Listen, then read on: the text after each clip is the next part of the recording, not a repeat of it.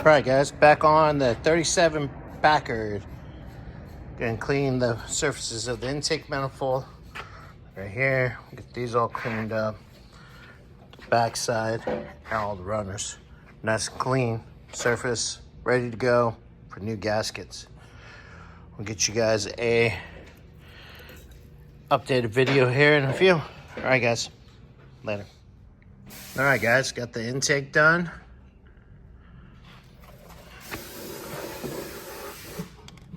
Both sides.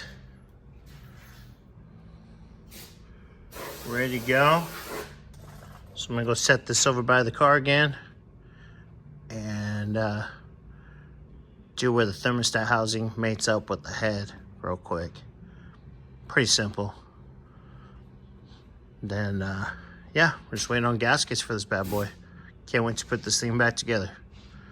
All right, guys, so I'll get you an update here in a few. Ooh, pretty car. I love a ride in this car. That'd be cool. New cylinder head. It's already pretty much ready to go. So, don't have to worry too much about that. We're gonna get the intake manifold over here, get everything slid back underneath the car, waiting for gaskets.